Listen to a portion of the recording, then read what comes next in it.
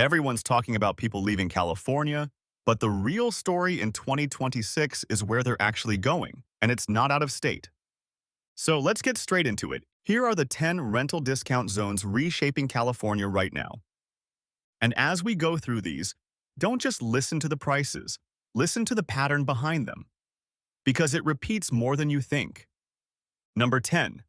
Part of the Sacramento suburbs, Roseville and Rancho Cordova. Average rent here is between $1,950 and $2,100 per month. That's roughly 20% below the state median and up to 30% cheaper than the Bay Area. And what's really happening here is not just affordability, it's stabilization. Because Sacramento suburbs are giving renters something they haven't had in coastal markets for years: predictability, newer housing, planned communities, cleaner infrastructure. And that matters more than most people realize. Because when rent becomes unpredictable, everything else in life becomes unstable too.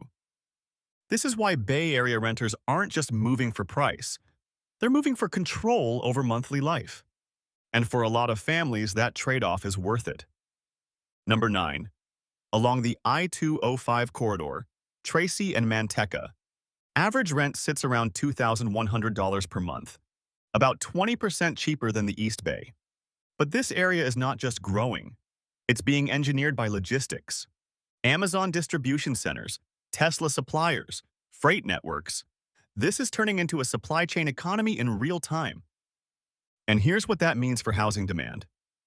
Jobs are no longer concentrated in downtown cores. They're distributed across industrial corridors. So housing is following that same pattern, spreading outward along freeway lines instead of clustering in city centers. And that's a long-term structural shift, not a short-term trend. Number 8. Fresno and Clovis. Rents range from $1,300 to $1,700. That's 35 to 45% below the state average. And this is one of the most important balance markets in California right now. Because Fresno isn't cheap due to neglect, it's affordable due to supply. New construction has actually kept up with demand here in a way most California cities haven't been able to match. And that changes everything. It reduces bidding wars. It stabilizes rent spikes. And it prevents the extreme volatility you see on the coast. So for renters, this isn't just savings. It's predictability over time. That's especially important for families trying to budget around childcare, groceries, and gas. When housing costs stay more manageable, everything else gets a little easier to absorb. And in a state where affordability is usually the biggest pressure point, that kind of stability stands out immediately. Number 7. Bakersfield. Average rent also sits between $1,300 and $1,700. That's up to 50% cheaper than Los Angeles. But what's important here is the economic transition happening underneath the surface. Because Bakersfield used to be heavily tied to oil, now it's slowly diversifying into logistics, agriculture, warehousing, and clean energy. And that shift changes the type of renter coming in. You're no longer just seeing cost-driven migration, you're seeing opportunity-driven relocation. That usually signals longer-term population stability. And that's a key detail most people miss, because when people move somewhere only for rent savings, they often leave again as soon as something better comes along. But when a city starts building a more diversified economy, it starts keeping people. That's what makes Bakersfield interesting right now. Number 6. The Inland Empire. In cities like Riverside, Ontario, and Moreno Valley, rents range from $1,900 to $2,300. About 15 to 25% below coastal markets. This region is one of California's most important pressure release valves, because when coastal cities become too expensive, demand doesn't disappear.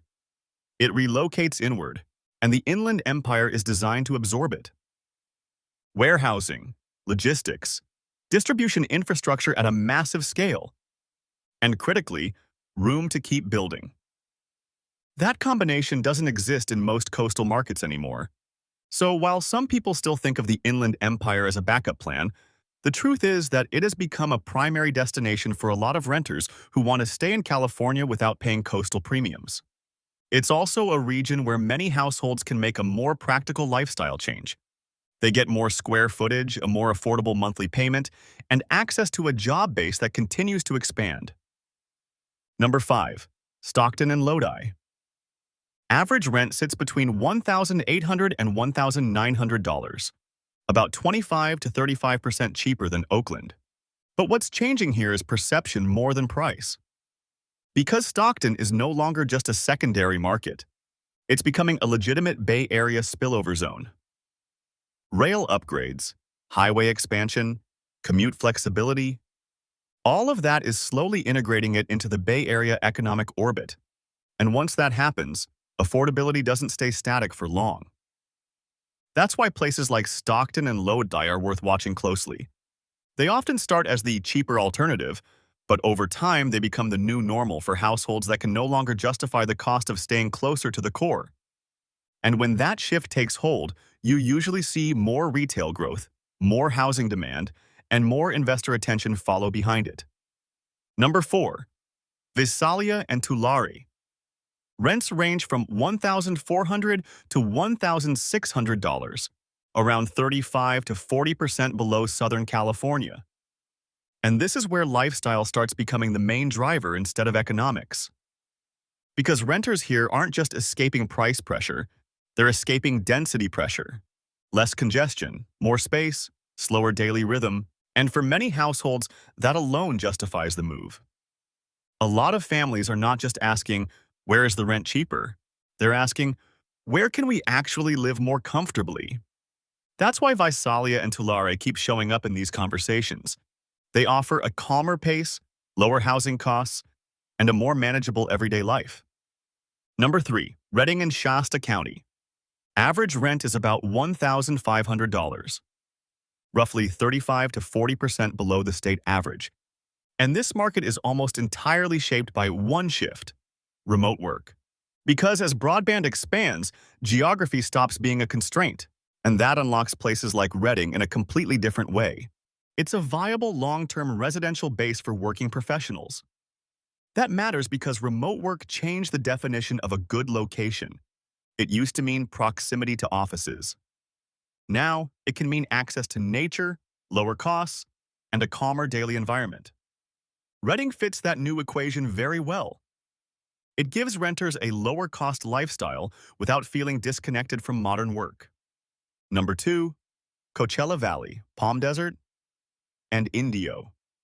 Rents average between $1,900 and $2,100, about 25 to 30% below San Diego. But this area is evolving beyond tourism entirely. Remote work, solar energy expansion, small business migration, all of that is turning this into a year-round housing economy. Not seasonal, structural. That distinction matters a lot for long-term pricing stability. Because places that rely only on seasonal demand can be more volatile. But when a city starts attracting full-time households, the housing market becomes more durable.